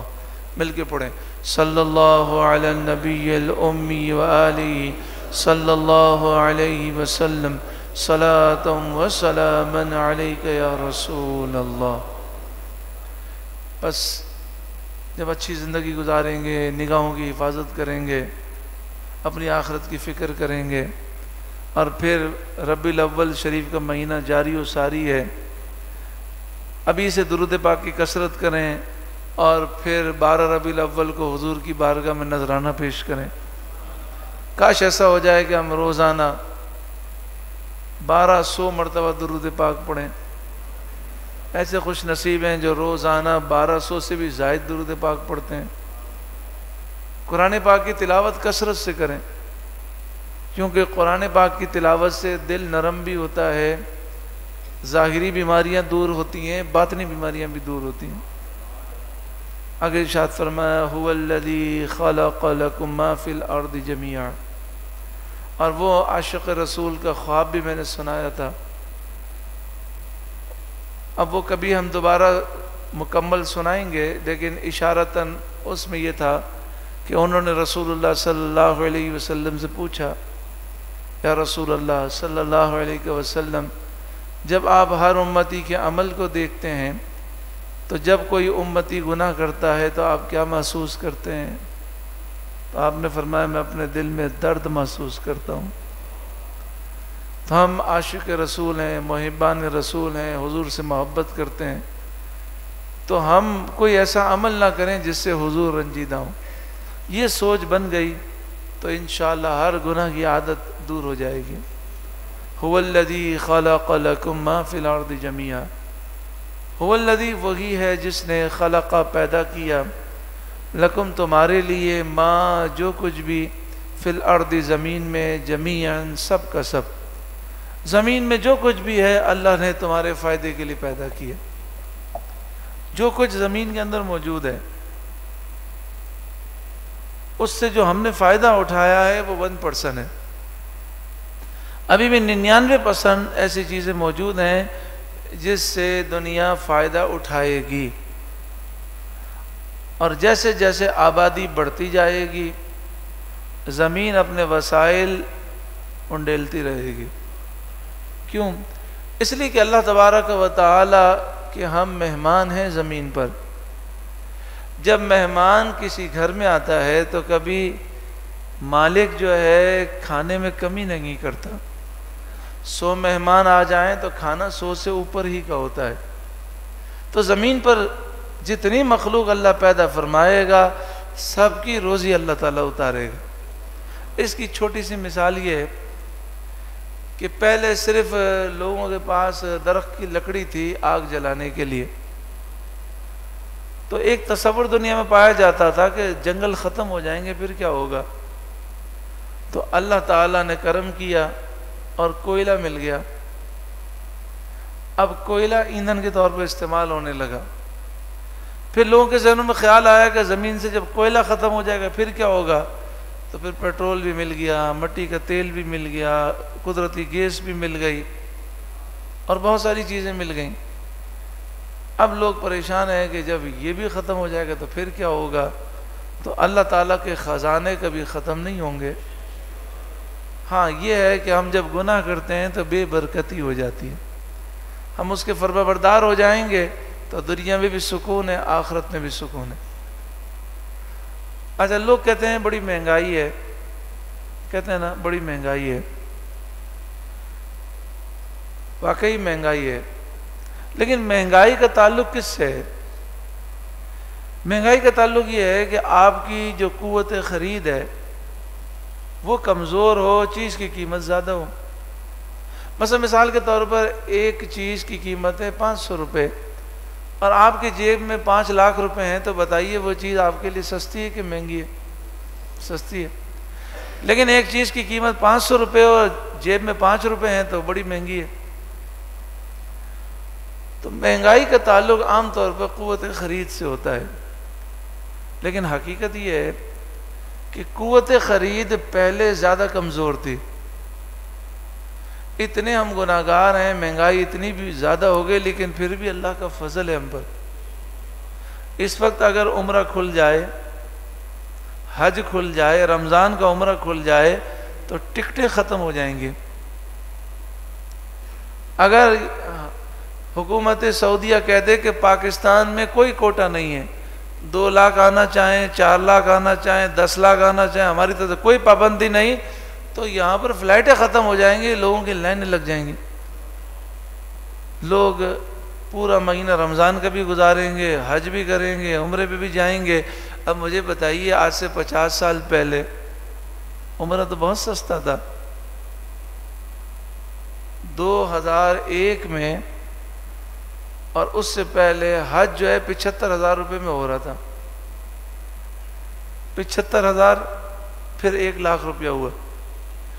تو جب حج 75,000 سے بھی پیچھے چلے جائیں، میں زیادہ پرانی بات نہیں کر رہا، 1980 کی بات کر رہا ہوں، 1990 کی بات کر رہا ہوں، جب 25,000 روپے میں حج ہو رہا ہے 1980 میں، تو اب بتائیے اس زمانے میں ہمارے خاندان سے کتنے لوگ ہر سال حج کے لیے جاتے تھے، کتنے لوگ رمضان میں پورا رمضان عمرہ گزارتے تھے۔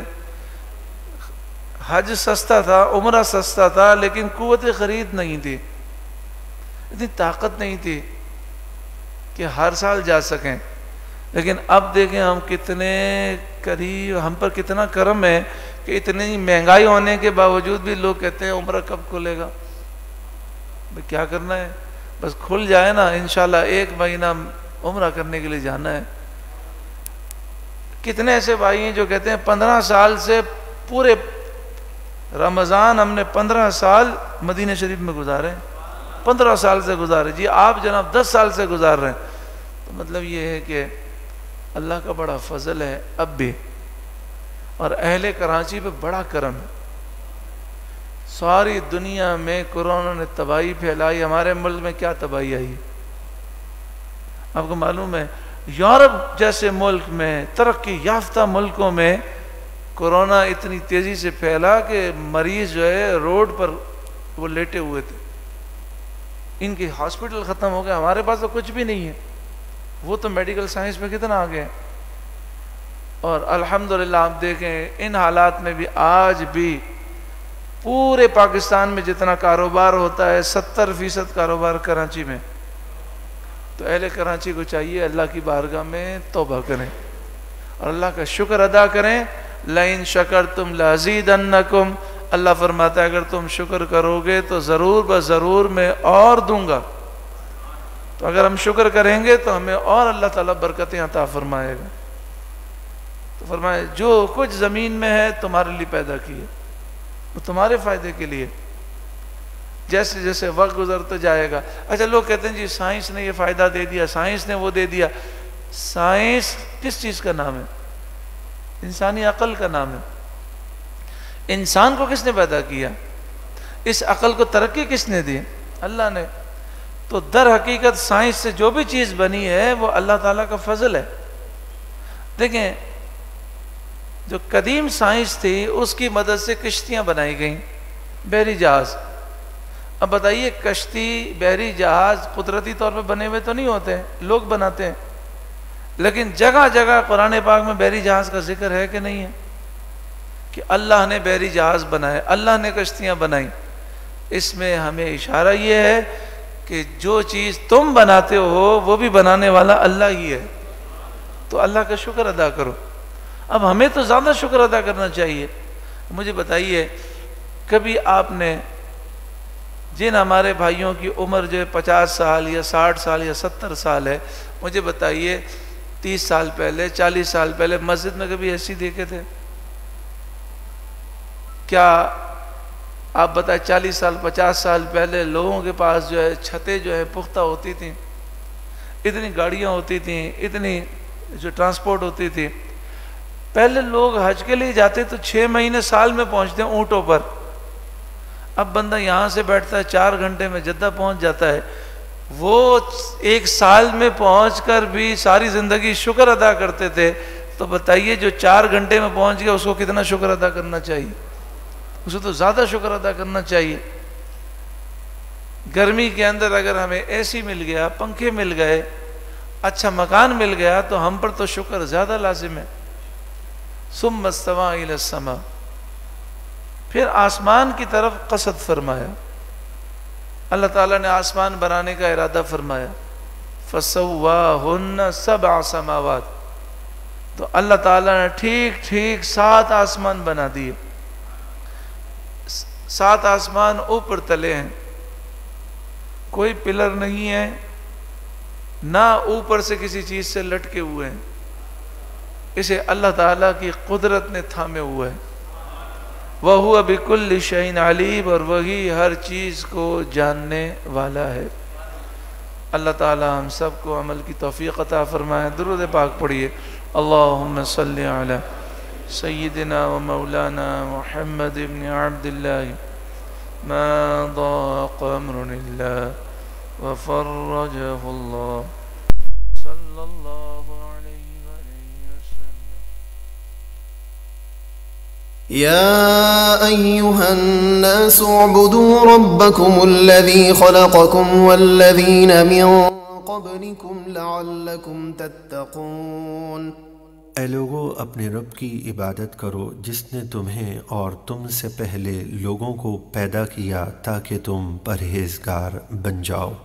الذي جعل لكم الأرض فراشا والسماء بناء وأنزل من السماء ماء فأخرج به من الثمرات رزقا لكم فلا تجعلوا لله أندادا وأنتم تعلمون. تمہارا رب وہ ہے جس نے تمہارے لیے زمین کو فرش اور آسمان کو چھت بنایا اور آسمان سے پانی اتارا، پھر اس پانی سے تمہارے کھانے کے لیے کچھ پھل پیدا کیے، تو اللہ کے لیے جان بوجھ کر شریک نہ ٹھہراؤ۔ وَإِن كُنتُمْ فِي رَيْبٍ مِّمَّا نَزَّلْنَا عَلَىٰ عَبْدِنَا فَأْتُوا بِسُورَةٍ مِّن مِّثْلِهِ وَادْعُوا شُهَدَاءَكُم مِّن دُونِ اللَّهِ إِن كُنتُمْ صَادِقِينَ۔ اور اگر تمہیں کچھ شک ہو اس قرآن میں جو ہم نے اپنے خاص بندے پر اتارا، تو تم اس جیسی ایک صورت تو لے آؤ، اور اللہ کے سوا اپنے تمام حمایتیوں کو بلا لو اگر تم سچے ہو۔ فَإِن لَّمْ تَفْعَلُوا وَلَن تَفْعَلُوا فَاتَّقُوا النَّارَ الَّتِي وَقُودُهَا النَّاسُ وَالْحِجَارَةُ أُعِدَّتْ لِلْكَافِرِينَ۔ پھر اگر قرآن کی مثل صورت نہ لا سکو اور ہم فرمائے دیتے ہیں کہ تم ہرگز نہ لا سکو گے، تو ڈرو اس آگ سے جس کا ایندھن آدمی اور پتھر ہیں، جو تیار کی گئی ہے کافروں کے لیے۔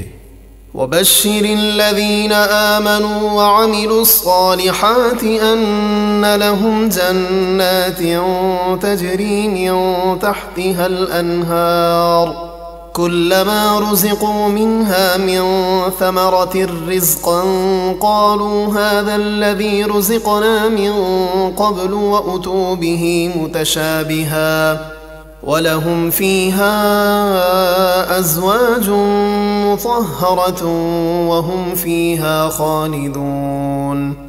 اور آپ خوشخبری دیجئے انہیں جو ایمان لائے اور اچھے کام کیے کہ ان کے لیے باغ ہیں جن کے نیچے نہریں بہتی ہیں، جب انہیں ان باغوں سے کوئی پھل کھانے کو دیا جائے گا تو صورت دیکھ کر کہیں گے یہ تو وہی ہے جو پہلے ہمیں ملا تھا، اور ان کو صورت میں ایک جیسے پھل دیے جائیں گے لیکن کھانے سے نہیں لذت پائیں گے، اور ان کے لیے ان باغوں میں پاکیزہ بیویاں ہوں گی اور وہ ان میں ہمیشہ رہیں گے۔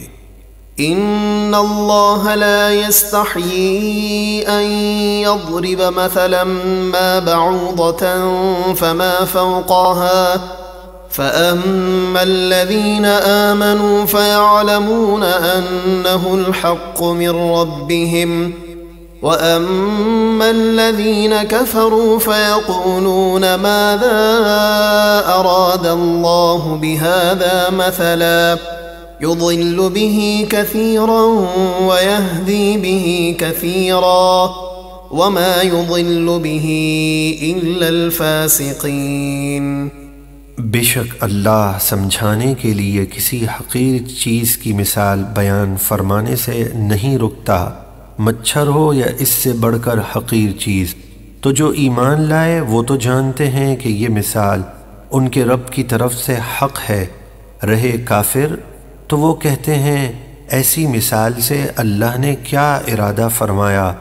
اللہ بہت سے لوگوں کو اس مثال کے ذریعے گمراہ کرتا ہے اور بہت سو کو ہدایت دیتا ہے، اور صرف نافرمانوں کو ہی اس سے گمراہ کرتا ہے۔ الذين ينقضون عهد الله من بعد ميثاقه ويقطعون ما أمر الله به أن يوصل ويفسدون في الأرض أولئك هم الخاسرون۔ وہ جو اللہ سے وعدہ پکا کرنے کے بعد توڑ دیتے ہیں اور کاٹتے ہیں اس چیز کو جس کے جوڑنے کا اللہ نے حکم دیا ہے، یعنی قطع تعلق کرتے ہیں اور زمین میں فساد پھیلاتے ہیں، وہی نقصان میں ہیں۔ كيف تكفرون بالله وكنتم أمواتا فأحياكم ثم يميتكم ثم يحييكم ثم إليه ترجعون۔ اے کافروں، بھلا تم کس طرح اللہ کا انکار کرتے ہو، حالانکہ تم بے جان تھے تو اس نے تم میں جان ڈالی، پھر وہ تمہیں موت دے گا، پھر تمہیں زندہ کرے گا، پھر اسی کی طرف لوٹ کر جاؤ گے۔ هو الذي خلق لكم ما في الأرض جميعا ثم استوى إلى السماء فسواهن 7 سماوات وهو بكل شيء عليم۔ وہی ہے جس نے تمہارے لیے بنایا جو کچھ زمین میں ہے، پھر آسمان بنانے کا ارادہ فرمایا تو ٹھیک 7 آسمان بنائے، اور وہ سب کچھ جانتا ہے۔ صلی اللہ علیہ وآلہ وسلم۔ ایک بچہ ہے 2 ماہ کا، بہت سخت علیل ہے، ڈاکٹروں نے جواب دے دیا ہے، دعا فرمائے اللہ تعالیٰ اس بچے کو صحت، تندرستی، عافیت اور دراز عمر بالخیر نصیب فرمائے۔ اور جن بھائیوں نے دعاؤں کے لیے پرچیاں دی ہیں، دعا کریں اللہ تعالیٰ ان سب کی جائز حاجتوں کو پورا فرمائے، سب کی پریشانیاں دور فرمائے، سب کی مصیبتیں دور فرمائے۔ ہمارے جیلان شاہ بھائی جو ہیں یعنی یشاء اللہ خان صاحب، ان کے والد کا ابھی انتقال ہو گیا، مغرب کی نماز کے بعد دعا فرمائے اللہ تعالیٰ ان کی بھی بخشش و مغفرت فرمائے۔ کل انشاءاللہ تعالیٰ فجر کی نماز کے بعد اسی مسجد بہار شریعت میں ختم قادریہ شریف ہے، اور صبح 7 بجے ان کی نماز جنازہ یہیں پہ ادا کی جائے گی۔ بسم اللہ الرحمن الرحیم۔ کل انشاءاللہ تعالیٰ ہفتہ وار جو محفل ہوگی ہفتے کے دن، اس میں مکمل قصیدہ وردہ شریف پڑھا جائے گا اسی مسجد بہار شریعت میں خواتین کے لیے، دوپہر 3 بجے سے لے کر عصر تک۔ اتوار کو 10 اکتوبر کو ہمارے سلیم غازیانی صاحب کے گھر پر محفل میلاد شریف ہے، اس میں بھی شرکت کی درخواست ہے۔ بسم اللہ الرحمن الرحیم۔ الحمد للہ رب العالمین والصلاة والسلام على سید المرسلین۔ اللہم ربنا آتنا فی الدنیا حسنہ وفي الآخرة حسنة وقنا عذاب النار۔ اے کریم مالک و مولا پروردگار، ہم سب کی حاضری قبول فرما، ہمارے گناہوں کو معاف فرما، آئندہ گناہوں سے بچنے کی توفیق عطا فرما۔ اے مالک و مولا پروردگار، حرمین شریفین کے ہمارے لیے بھی دروازے کھول دے، ہمیں بھی بلاوا نصیب فرما، ہماری لبیک کو قبول فرما۔ لبیک اللہم لبیک، لبیک لا شریک لک لبیک، ان الحمد والنعمت لک والملک لا شریک لک، لبیک اللہم لبیک، لبیک لا شریک لک لبیک، ان الحمد والنعمت لک والملک لا شریک لک، لبیک اللہم لبیک، لبیک لا شریک لک لبیک، ان الحمد والنعمت لک والملک لا شریک لک۔ یا اللہ ہماری لبیک کو قبول فرما۔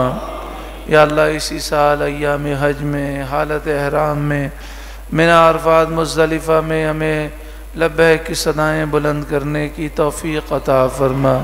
ہر سال ہمیں حج مقبول و مبرور، ہر سال رمضان المبارک میں عمرہ مقبول، بار بار عمرہ مقبول اور بار بار مدینہ منورہ کی بادب حاضری نصیب فرما۔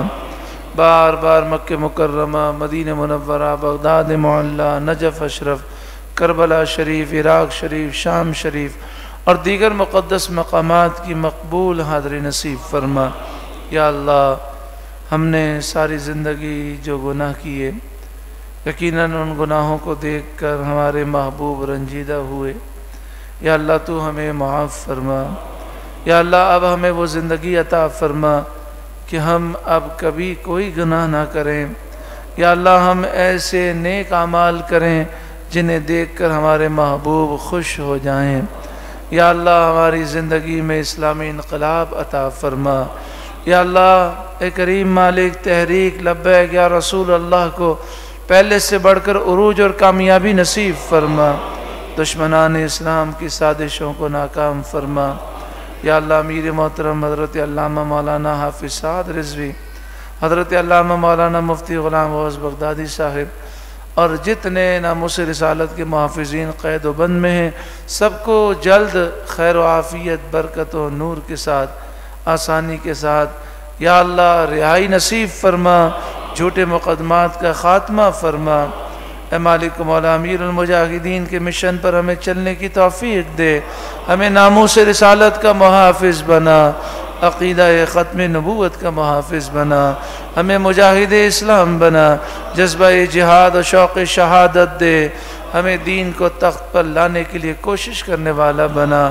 اے مالک مولا جتنے ہمارے بھائی ہماری بہنیں یہاں پر موجود ہیں، جتنے آن لائن شریک ہیں، یا اللہ سب کی تمام جائز حاجتوں کو پورا فرما، مصیبتیں، آفتیں، بلائیں، بیماریاں، وبائیں دور فرما، مشکلات آسان فرما، رزق حلال وسیع اور آسان عطا فرما، قرضوں سے ہمیشہ کے لیے نجات دے، جادو ٹونے، نظر بد اور آسیب سے، دشمنوں کی دشمنی، حاسدوں کی حسد، ظالموں کے ظلم، مفسدین کے فساد سے ہمیشہ کے لیے محفوظ فرما۔ یا اللہ ہماری اولاد کو نیک بنا، صالح بنا، متقی پرہیزگار بنا، ولی کامل سچا عاشق رسول بنا، حافظ بعمل، عالم بعمل بنا، دین اسلام کا سچا خادم بنا۔ یہ تمام دعائیں ہم سب کے حق میں قبول فرما، ہماری نسلوں کے حق میں قبول فرما۔ یا اللہ ہماری اولاد کو ہماری آنکھوں کی ٹھنڈک بنا، ہمارے بال بچوں کو ہماری بخشش کا سامان بنا، ہماری آنکھوں کی ٹھنڈک بنا، بے اولادوں کو نیک صالح اولاد عطا فرما۔ یا اللہ رشتوں کی رکاوٹیں دور فرما، جو ہمارے بچے ہماری بچیاں بے رشتہ ہیں، یا اللہ انہیں نیک صالح اچھے رشتے نصیب فرما، جن کے رشتے ہو گئے ہر گھر میں سکون دے، چین دے، محبتیں دے، الفتیں دے۔ یا اللہ ہر مسلمان کو ذاتی کشادہ سکون والا گھر نصیب فرما، ہمیں دنیا قبر اور آخرت میں شاندار کامیابی نصیب فرما۔ سبحانک اللہم و بحمدک، اشہد ان لا الہ الا انت، استغفرک و اتوب الیک۔ اللہم استر عوراتنا وآمن روعاتنا، اللہم استر عوراتنا وآمن روعاتنا، اللہم استر عوراتنا وآمن روعاتنا، اللہم اکفنی بحلالک عن حرامک واغننی بفضلک عمن سواک۔ یا اللہ جب تک ہم زندہ رہیں لوگوں کی محتاجی سے محفوظ فرما، ہمیں صحت، تندرستی، عافیت کے ساتھ دراز عمر بالخیر عطا فرما۔ یا اللہ ہمارے والدین کی مدد فرما، انہیں صحت عطا فرما، ہمیں ان کی خدمت کی توفیق دے۔ یا اللہ ہمیں ان کی خدمت کی سعادت دے، یا اللہ ہمیں ان کا دل خوش کرنے والا بنا۔ اے کریم مالک و مولا جو اولاد نافرمان ہے اسے بھی والدین کی خدمت کرنے والا بنا۔ ان اللہ و ملائکتہ یصلون علی النبی یا ایہا الذین آمنوا صلوا علیہ وسلموا تسلیما۔ اللهم صل على سيدنا ومولانا محمد بن عبد الله ما ضاق أمر الله وفرجه الله صلى الله عليه وآله وسلم صلاة وسلاما عليك يا سيدي يا سيدي يا سيدي يا رسول الله۔